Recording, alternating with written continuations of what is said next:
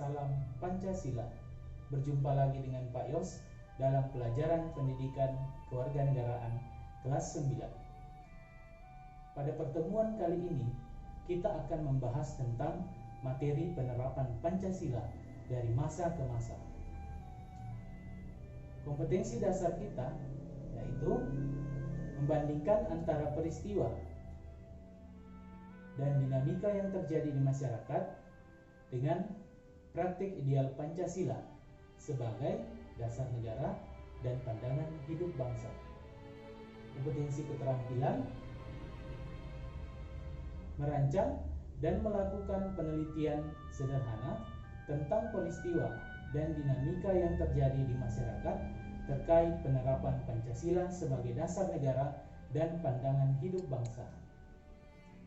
Tujuan pembelajaran: yang pertama, peserta didik dapat menerapkan nilai karakter ketanggapan. Yang kedua, peserta didik dapat menampilkan perilaku gotong royong dalam penerapan nilai-nilai Pancasila.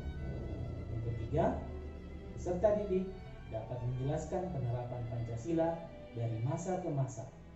Dan yang keempat, peserta didik dapat menyajikan hasil diskusi penerapan Pancasila. Nilai-nilai karakter yang kita akan kembangkan: yang pertama, rasa ingin tahu; yang kedua, religius; dan yang ketiga, gotong royong. Dalam materi ini, kita semua diajak untuk bersama-sama tolong-menolong tanpa pamrih untuk mewujudkan nilai-nilai Pancasila dalam kehidupan sehari-hari, baik di lingkungan sekolah, keluarga, ataupun masyarakat. Kita masuk di materi inti, penerapan Pancasila dari masa ke masa. Dalam penerapan Pancasila ada 5 masa periode. Yang pertama, masa periode 1945 sampai 1950. Di dalam masa ini, Pancasila mendapat banyak tantangan dari berbagai pihak seperti Belanda dan bahkan dari masyarakat Indonesia sendiri. Ada yang ingin menggantikan Pancasila sebagai dasar negara. Pada masa ini ada 4 pemberontakan yang terjadi. Yang pertama, pemberontakan Partai Komunis Indonesia atau PKI. Yang kedua, pemberontakan Darul Islam atau Tentara Islam Indonesia yang disingkat DITTI di Jawa Barat dan di Jawa Tengah. Yang ketiga, pemberontakan APRA, Angkatan Perang Ratu Adil. Keempat, pemberontakan Andi Aziz. Coba kalian perhatikan gambar ini. Gambar tersebut masuk dalam pemberontakan jenis apa? Coba kalian perhatikan. Ya, pada gambar ini, jenis pemberontakan yang terjadi ialah pemberontakan Partai Komunis Indonesia atau PKI yang terjadi di Kota Madiun, Jawa Timur pada tahun 1948. Nah, kita lanjut periode masa kedua, yaitu masa tahun 1950 sampai 1959. Penerapan Pancasila pada periode ini cenderung diarahkan sebagai ideologi liberal, dan di masa ini ada 3 pemberontakan yang terjadi. Yang pertama, pemberontakan Darul Islam atau Tentara Islam Indonesia yang disingkat DITTI terjadi di Sulawesi Selatan, Kalimantan Selatan, dan Aceh.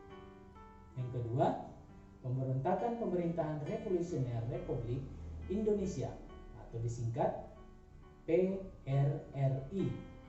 Yang ketiga, pemberontakan Permesta.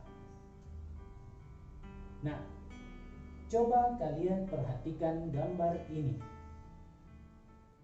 Gambar tersebut masuk dalam jenis pemberontakan apa? Silakan Anda memperhatikan.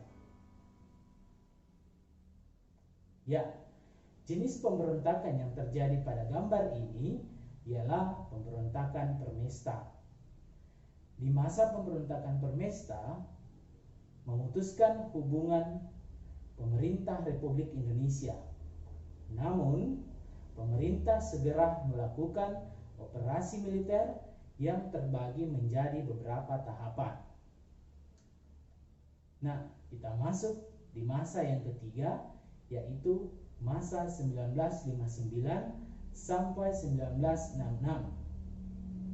Pada masa ini, demokrasi dianggap tidak berada pada kekuasaan rakyat, sebagaimana yang diamatkan dalam nilai-nilai Pancasila. Namun, cenderung pada kekuasaan pribadi presiden sebagian pihak menyebutnya sebagai apa? Ya, sebagai demokrasi terpimpin. Kenapa? Karena semua kehendak itu didasarkan kepada kehendak pemimpin, bukan berasal dari kehendak rakyat.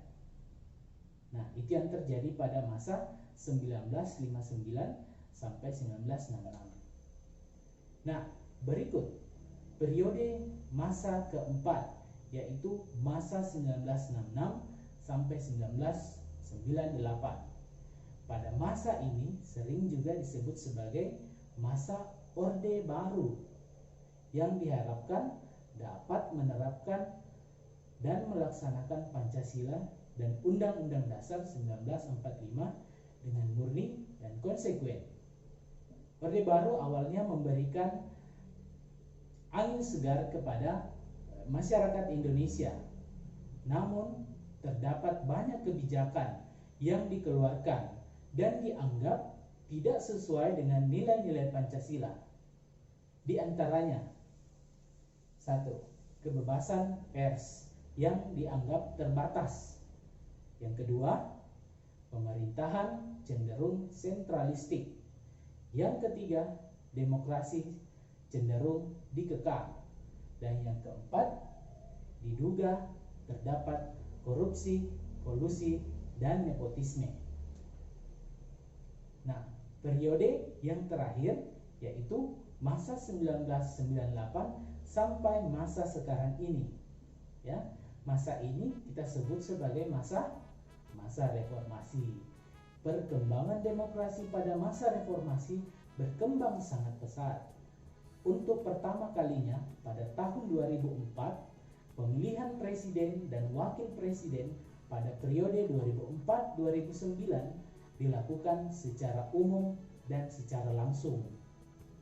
Ya, jadi kalian bisa bandingkan masa dari Orde Lama, Orde Baru, Orde Reformasi sampai pada saat sekarang ini. Nah, cukup sekian penjelasan dari Pak Yos tentang penerapan Pancasila dari masa ke masa. Nah, sebagai latihan kalian, coba kalian tuliskan pendapat kalian tentang tantangan yang dihadapi masyarakat saat ini untuk menerapkan nilai-nilai Pancasila dalam kehidupan sehari-hari.